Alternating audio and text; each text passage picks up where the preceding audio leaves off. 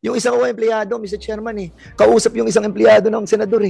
Ang tawag sa atin, mga traidor. Ang tawag naman natin sa kanila, mga hudas.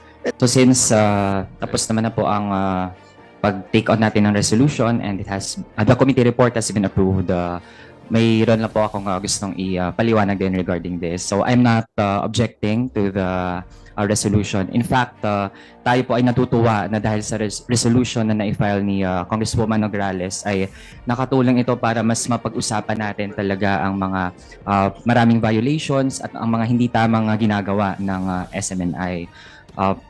But moving forward, Mr. Chair, in our efforts against fake news and disinformation, nais pong isulong ng mga kabataan ay ang consistency sa ating mga efforts. We have to go after all sources and we must have a clear goal through a holistic approach in combating these social problems. Also, Mr. Chair, we also need to ensure na yung mga individual din talaga na sila ang mga namuno sa ganitong mga maling nangyayari ay mapanagot to the fullest extent of our laws. Finally, Mr. Chair, ang isang concern natin ay with the NTC that has record of blocking websites, for example, na yun din ay mga bahagi ng alternative media and people's organizations at ang basis din ng pagbablock sa mga iyon ay red tagging din mismo. Kaya with that, Mr. Chair, as a matter of principle, I abstain from the committee report. Notwithstanding yung mga layunin natin to combat fake news, red tagging, and disinformation. Thank you, Mr. Chair. Much we respect that. So the honorable yours is just a abstention. You're manifesting that your vote is abstention. Okay. On a majority vote with one abstention, the committee report approving the resolution House Resolution number 1499 as amended is hereby approved. I will suspend the session because there's another issue that we will have to tackle, which is the request of Eric. There's a letter in our possession of Eric for furlough, and the committee will have to tackle this. So we will just suspend, and we will ask the resource persons to those that are not part of this can already go, as this will already be a committee action only. If the request of for humanitarian reasons, we will grant the request of Eric. There's only one letter, Eric. Wala po tayong sulat galing po kay Lorraine. So we will now this session is hereby suspended. Chairman, clarify lang sana, Mr. Chairman. Yes. Kasi the motion for reconsideration that was received by the chairman and of course this committee came from Eric. Yes. Wala po yung kay Lorraine. Now, he will be represented by Attorney Mark, and it is in line with the privileged speech of Congressman Gigi Suarez. Yes. So, tapos na tayo doon sa House Rest for Suspension, balik tayo doon sa inquiry and aid of legislation. Just to make it clear, Mr. Chairman. Yes. Kasi, Mr. Chairman, but of course, yung ibang mga resource person, pwede na nga mag-excuse. Okay din ako i-suspend. Pero I just want to make it clear, Mr. Chairman, that the lawyer, and until now, until today, he still stand for Eric and Lorraine Badoy, should be present. Kasi wala naman dito si Eric, kasi I have to ask him. Yes. Okay. Okay. So, Mr. Chairman, like can you I said, assure me that Attorney Mark will be present? yes, Attorney Thank you, Mr. Mark, Chairman. can we ask the lawyers of Lorraine and Eric to be Mr. present? Chairman. It is for the best interest of your clients. Thank you, Mr. Chairman. And we asked you, you're still lawyering for both, right? The Me and manifestation, Attorney Rolex, Mr. Chair. kayong dalawa. Yes, Maraming Mr. Chair. salamat. And also for SMNI, Mr. Chair. Yes. Wala pa yung submission nilang document sa email. Okay, I just would like to again inform you, no, we're already suspended, but wala pa ho yung email nyo. Nag-aantay kami ng email, wala pong dumadating, ha? We just check the email of the House. Wala pa. So before we resume, sana nandyan na po, okay?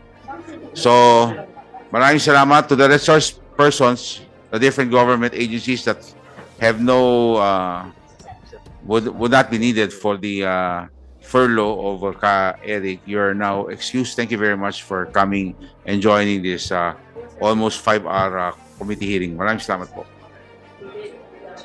Mr. Chair, he was alone, Mr. Chair.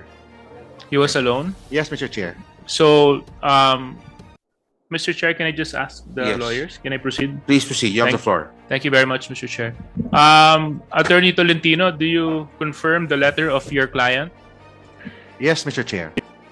And do you agree with everything that he has stated in his letter of request and apology? Yes, Mr. Chair. Okay, that's all I have to ask, Mr. Chair. Then I have some points of clarification for the with regards to this issue later. Mr. Chair, point of clarification also. Another point of clarification by our Senior Deputy Speaker, the Honorable Don Gonzales. You are recognized. Thank you, Mr. Chairman.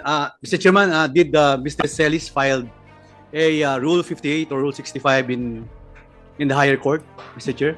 As of today, Mr. Chair, none, Mr. Chair. Thank you, Mr. Chairman.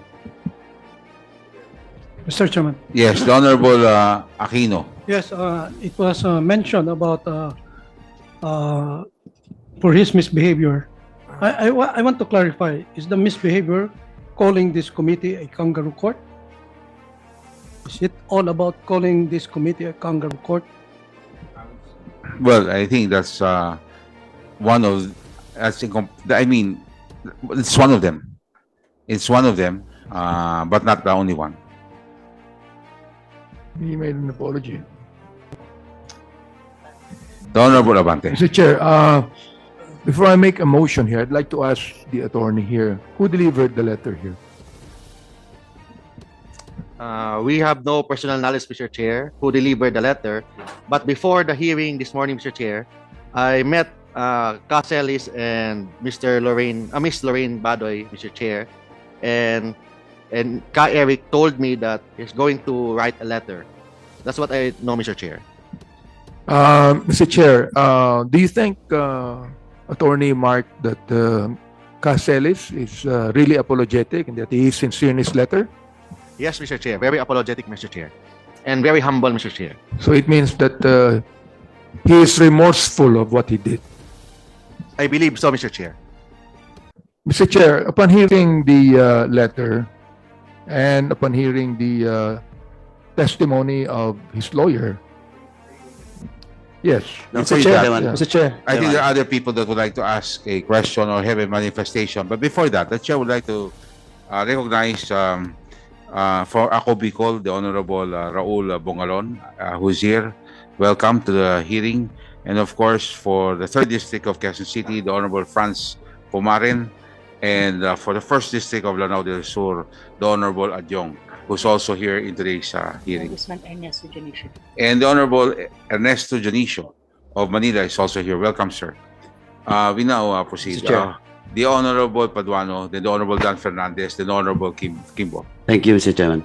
Anyway, since Ka Eric is not present and is being represented by Attorney Tolentino, Mr. Chairman, in relation to this motion for reconsideration of Caseles, I just like to ask, kasi he's voting now, his client, na ito nga, yung undertaking niya, ay talagang gagawin niya. But of course, I have to discuss pa yung 2 points na missing dun sa narinig ko sa letter niya. But, Attorney, diretsong pagkatanong, you posted just like what Ka Eric is doing. And in fact, pati hunger strike and everything, they're telling the public that they will be mag-hunger strike sila, di ba? And, Attorney, nag-visit ka sa kanila, di ba? During the first hearing, Mr. Yeah, Chair. tama, di ba? And also yesterday, Mr. Chair, but I was not able to enter the facility, Mr. Chair. But We're not allowed by the security. Yeah, Mr. but Chair. do you confirm that during your visit, nag-post ka sa Facebook? And ang caption doon, visiting my 2 clients, illegally detained in Congress. Do you confirm that? Yes, Mr. Chair. So, But that is only my personal position, Mr. Chair. but you are a resource person in this committee. Don't you know that I can cite you in contempt for Section 11 again and letter F, undue interference? That's why, Mr. Chair, I'd like to apologize for that, Mr. Chair. That's it's only my personal position, Mr. Chair, and just expressing my. Oh no, attorney, ayan ka na naman personal. Kaya nga personal what you are an invited resource person in this hearing and you are not allowed to attack Congress, especially this committee. Yes, Mr. Chair. That's why I'd like to apologize for that, Mr. Chair. And you should tanggalin mo yun dapat. Yes, Mr. Chair, I will do And that, all Mr. those Chair. posts na tinitira mo yung mga indirectly, tinitira yung mga members dito sa House. That's why, Mr. Chairman, just to manifest, paano ako maniniwala dito? Natitindigan niya yung statement ng affidavit ng kliyente niya kung siya mismo may problema dito sa conduct niya, behavior niya after and outside this committee hearing. Of course, depende yan sa committee if they will accept your apologies. But of course, ako, I just want you, attorney, don't do it again. And do you commit na tanggalin mo yun, yung mga post mo? After Yes, this hearing? Yes, Mr. Chair, I will. Okay. Thank you, Mr. Chair. May I proceed? Okay. Thank you, Mr. Chairman. Anyway, 2 points, Mr. Chairman. Ang request ni Ka Eric is all about the medical condition of his mother. So, humanitarian. Now, but of course, nag-apologize siya with regards to misbehavior, conduct unbecoming during the hearing, etc. etc. Tapos pati yung vetting niya doon sa source niya. But, balik ko lang sa kay attorney. Attorney, tinanong ka kanina ni SDS, yung Rule 65 and 68 hindi pa ginamit ni Ka Eric. Tama? As of, sabi ko kanina, as of now. Based on my personal knowledge, Mr. Chair, Mr. Chair, because whole day I'm here, Mr. Chair, and since I'm here, I have no personal knowledge whether he filed a certiorari or habeas corpus with the Supreme Court, Mr. Chair. Attorney, pwede po ba maging klaro tayo dyan sa issue niya? Pwede po bang tawagan niyo yung si Ka Eric? Kasi, you know, that can change the complexion of whatever, you know. So, can you make sure? Because unless you're also the same lawyer that will file for him, ergo, he could not have done it. Iba ho yung story niya. I am not engaged by Mr. Celis with respect to the filing of certiorari if there is, Mr. Chair. Yes, but can you Can I please... request for 1 minute, Mr. Chair? suspension declared. I will comment. Chairman? Suspension.